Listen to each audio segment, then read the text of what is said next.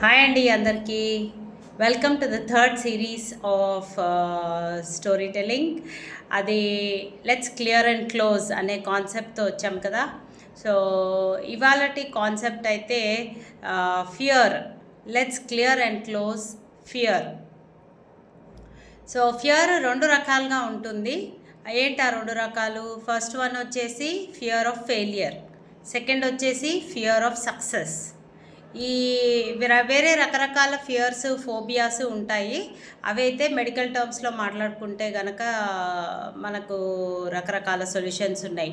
But mentally మనం face చేసేది ఎదుటి వాళ్ళు చూడలేని భయం ఏంటంటే fear of failure and fear of success. So వీటి వల్ల మనకి చాలా రకాల అడ్డంకులు వస్తూ ఉంటాయి. ఫస్ట్ ఫియర్ ఆఫ్ ఫెయిలియర్, అదైతే మోస్ట్ కామన్. మనము ఓడిపోతాము, మనము ఫెయిల్ అయిపోతాము అనే భయంతో చాలా పనులు చేయకుండా ఉంటాం. అసలు ప్రయత్నించాలంటే కూడా ఫస్టే నేను ఫెయిల్ అయిపోతాను, కింద పడతాను, వేరే వాళ్ళు నవ్వుతారు నన్ను చూసి అని సగం పనులు మనం మానేస్తాం. మన స్ట్రెంగ్త్ అనేది కూడా తెలియకుండా వెళ్ళిపోతుంది. సో ఆ ఫియర్ ఆఫ్ ఫెయిలియర్ అనేది పక్కన పెడితే అన్ని రకాలుగా పనులు మనము ట్రై చేసుకోవచ్చు. ఆ ట్రై చేస్తూ చేస్తూ మన ఎక్స్పర్టీస్ ఎక్కడైతే ఉంటుందో అది కంపల్సరీగా బయటకు వస్తుంది అన్నమాట. అట్లానే ఫియర్ ఆఫ్ సక్సెస్.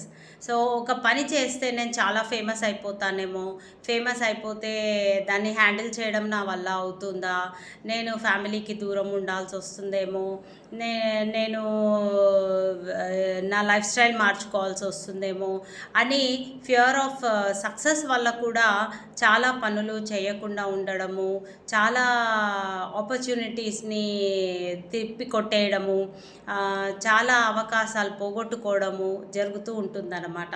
సో ఈ fear of failure, fear of success రెండింటినీ ఈక్వల్గా ట్రీట్ చేసి ఇదొచ్చినా అదొచ్చినా భయపడకుండా ముందుకెళ్తే గనక లైఫ్లో మనము ఒక్కొక్క మెట్టుగా పైకి జరగవచ్చు అన్నమాట.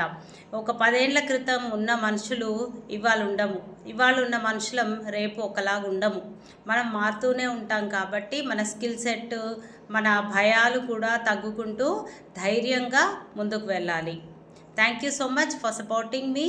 Subscribe to my channel, like and share and comment. Thank you so much. Have a great day.